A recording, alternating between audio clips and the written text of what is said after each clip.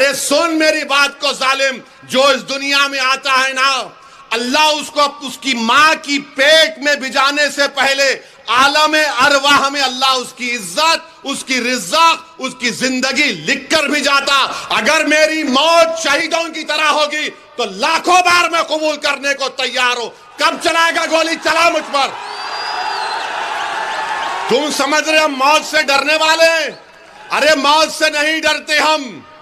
हमारी दुआ एक ही होती कि जब कभी भी जिस्म से अल्लाह रूह निकालेगा, एक बार अल्लाह अपने हबीब का दीदार करा दे और कलमे पे हमारा जबान पर कलमा अल्लाह नाफिज कर ले, हम जाएंगे दुनिया से, हम जाएंगे, सबको जाना है। बल्कि मैं तो दुआ करूंगा कि अल्लाह, आप सब आमीन बोलना, या अल्लाह नरेंद्र मोदी को, अमित शाह को, देवेंद्र फडणवीस को अल्लाह 130 साल की उम्र दे।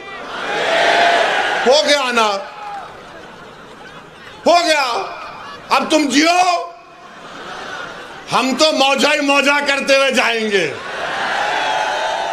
और जब खबर में जाएंगे तो अल्हम्दुलिल्लाह वो चेहरा मुबारक दिखा जाएगा। हम तुम्हें तो हमारा क्या तुम कंपेयर कर रहे?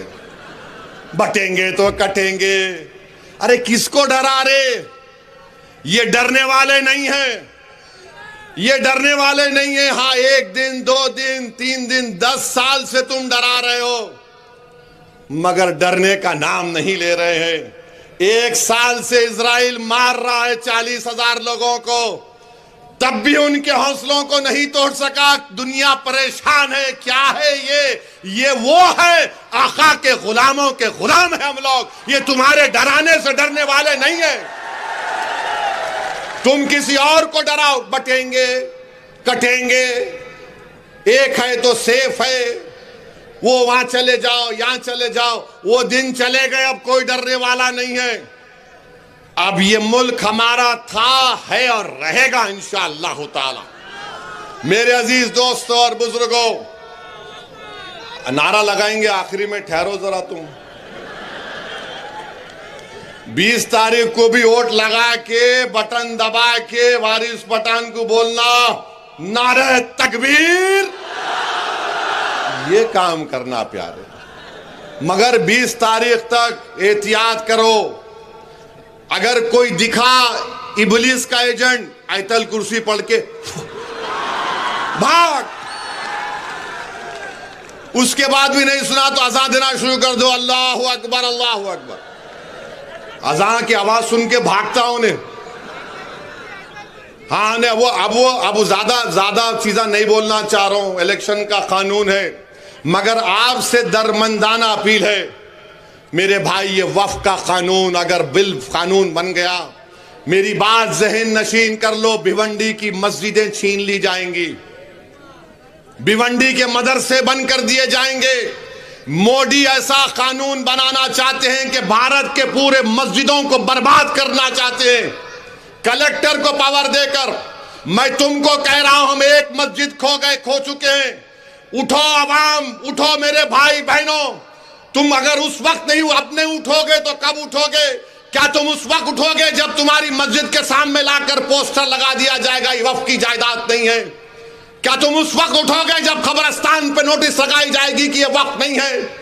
क्या तुम उस वक्त उठोगे जब तुम्हारी खानखाहों को बंद कर दिया जाएगा?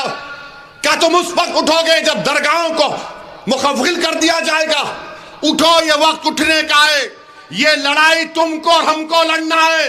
कोई आकर वक्फ को बचाने की लड़ाई नहीं लड़ेगा। अगर हम इस चुनाव में जहां पर मजलिस के उम्मीदवार है वहां कामयाब करेंगे तो यकीन जानो इंशाअल्लाह ताला हम वक्फ की जायदादों को बचा पाएंगे, वरना नुकसान हमारा होगा। और वक्फ क्या है मालूम तुमको? वक्फ क्या है मालूम तुमको? वक्फ की जायदाद का मालिक ओवैसी नहीं, उसका मालिक अल्लाह है, अल्लाह है। तो मोदी बोल रहे अल्लाह मालिक नहीं, मैं मालिक बन जाऊंगा, कलेक्टर मेरा नायब रहेगा।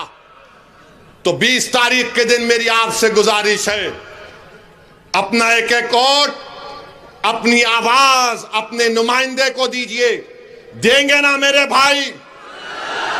जरा सेलफोन की लाइट ऑन करके बोलो, पूरे लाइट ऑन करो सेलफोन के। ताकि इब्लीस को मालूम हो जाए, फडणवीस को मालूम हो जाए कि भिवंडी वेस्ट में क्या चलेगा। पतंग चलेगी, पतंग चलेगी। मजलिस को वोट देंगे ना मेरे भाई। 20 तारीख के दिन आप एक एक वोट मजलिस को देकर कामयाब करिए। अल्लाह आपको सलामत रखे। अब मेरे साथ नारा लगाइए, नारे तकबीर।